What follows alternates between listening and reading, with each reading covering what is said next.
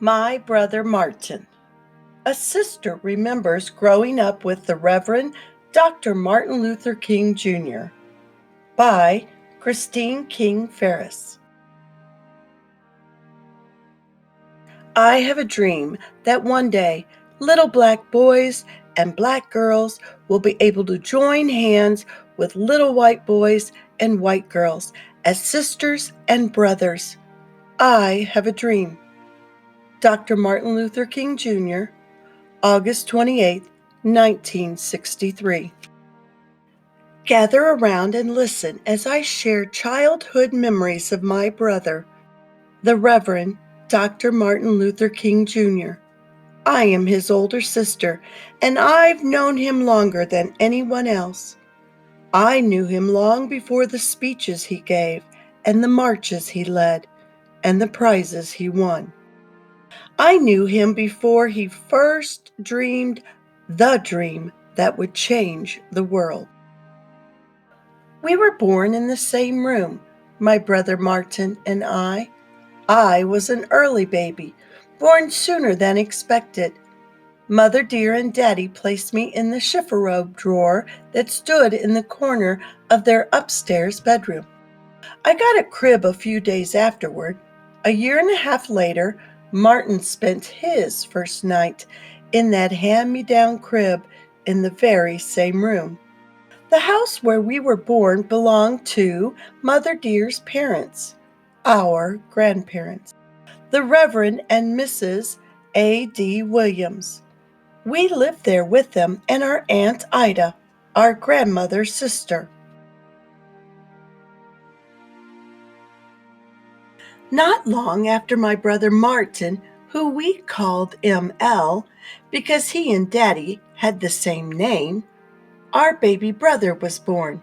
His name was Alfred Daniel, but we called him A.D. after our grandfather. They called me Christine, and like three peas in one pod, we grew together. Our days and rooms were filled with adventure stories and tinker toys, with dolls and Monopoly and Chinese checkers. And although Daddy, who was an important minister, and Mother dear, who was known far and wide as a musician, often had work that took them away from home, our grandmother was always there to take care of us. I remember days sitting at her feet, and she and Aunt Ida filled us with grand memories of their childhood and read to us all about the wonderful places in the world. And of course, my brothers and I had each other. We three stuck together like the pages in a brand new book. And being normal young children, we were almost always up to something. Our best prank involved a fur piece that belonged to our grandmother. It looked almost alive, with its tiny feet and little head and gleaming glass eyes.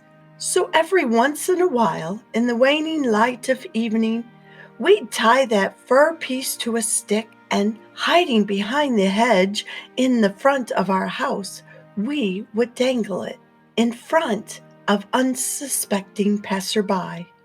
Boy, you could hear the screams of fright all across the neighborhood.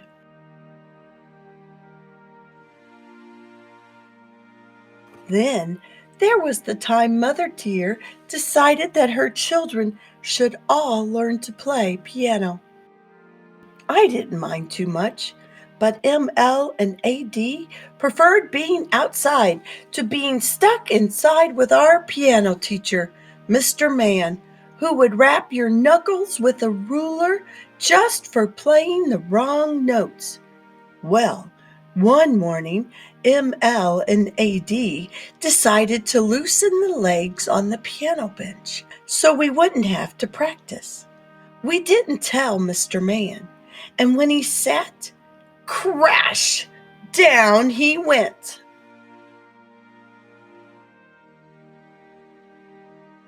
but mostly we were good, obedient children, and ML did learn to play a few songs on the piano. He even went off to sing with our mother a time or two. Given his love for singing and music, I'm sure he could have become as good a musician as our mother, had his life not called him down a different path. But that's just what his life did. My brothers and I grew up a long time ago, back in a time when certain places in our country had unfair laws that said it was right to keep black people separate because our skin was darker and our ancestors had been captured in far off Africa and brought to America as slaves.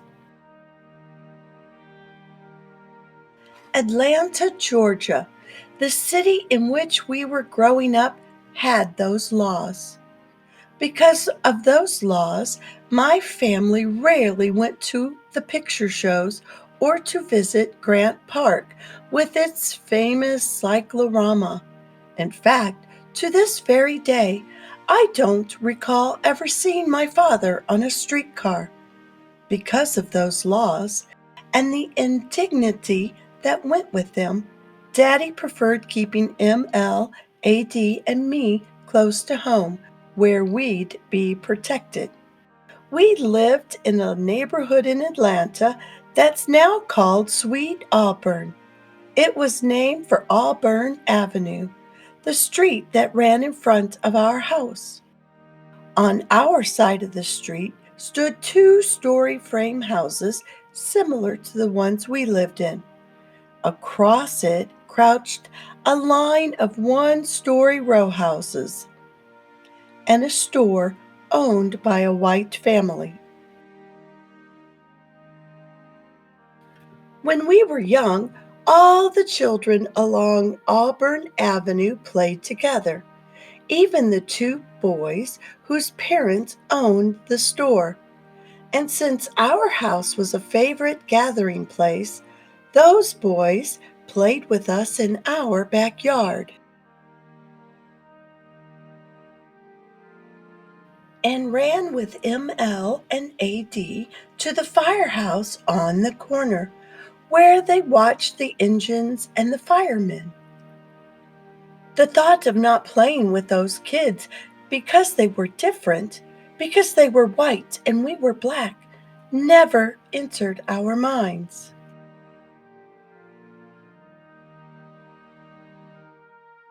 Well, one day ML and AD went to get their playmates across the street, just as they had done 100 times before. But they came home alone.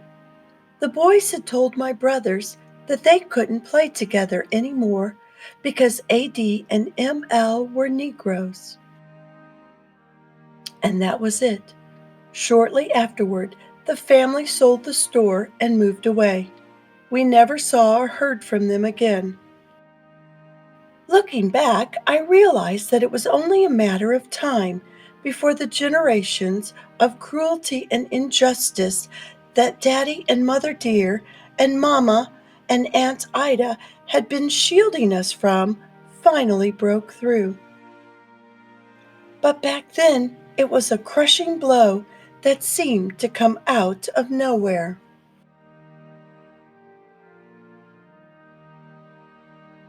Why do white people treat colored people so mean?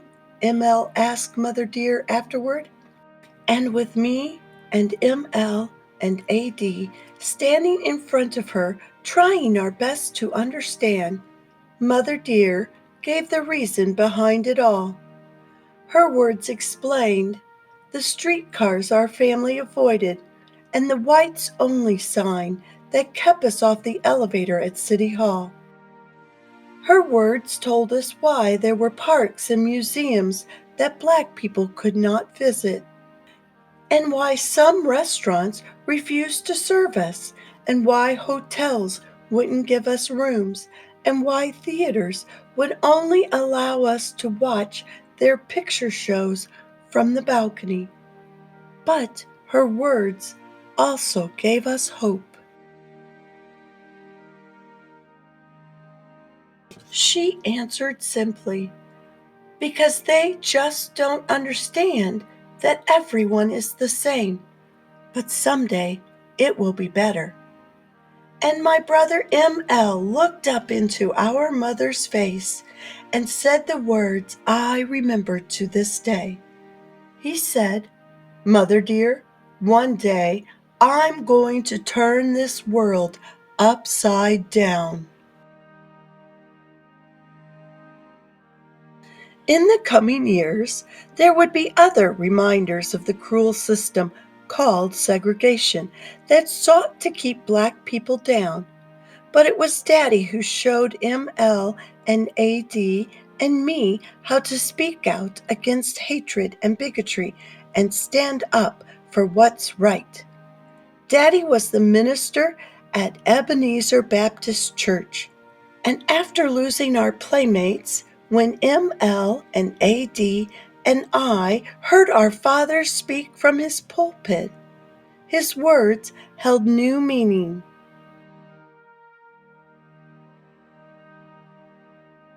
And Daddy practiced what he preached. He always stood up for himself when confronted with hatred and bigotry, and each day he shared his encounters at the dinner table. When a shoe salesman told Daddy and ML that he'd only serve them in the back of the store because they were black, Daddy took ML somewhere else to buy new shoes. Another time, a police officer pulled Daddy over and called him boy. Daddy pointed to ML sitting next to him in the car and said, "This is a boy. I am a man, and until you call me one, I will not listen to you." These stories were as nourishing as the food that was set before us.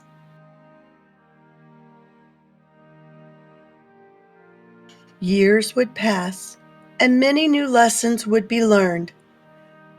There would be numerous speeches and marches and prizes. But my brother never forgot the example of our father or the promise he had made to our mother on the day his friends turned him away. When he was much older, my brother M.L. dreamed a dream and turned the world upside down.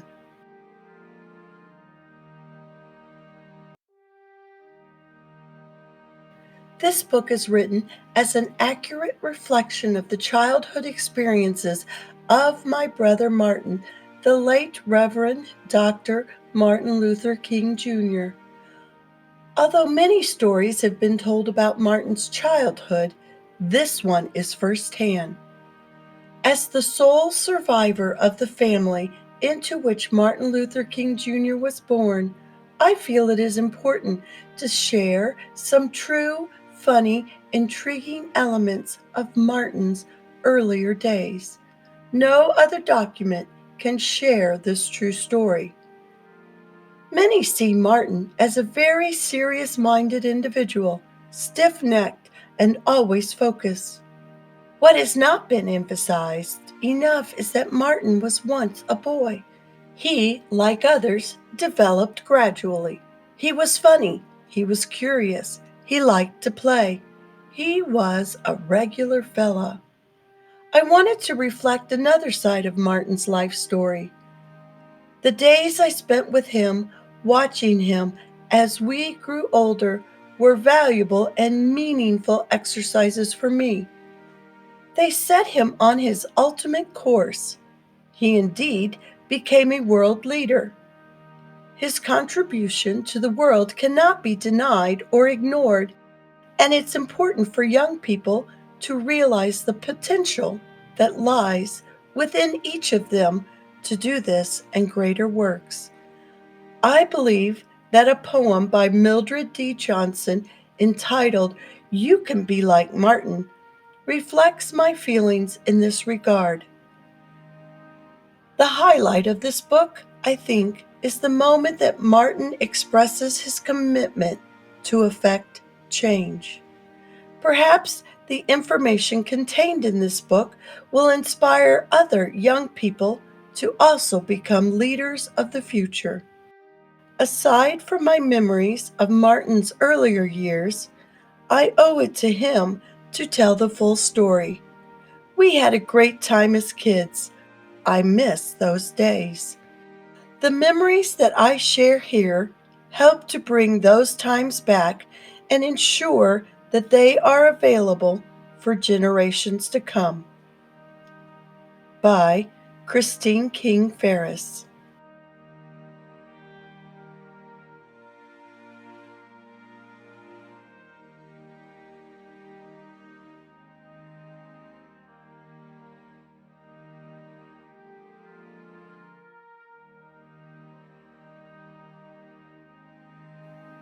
Hello, friends. I hope you enjoyed our story today. If you did, please click like and share this book with your friends. And don't forget to look for all the other books by Storytime with Lorelei. See you next time. Bye for now.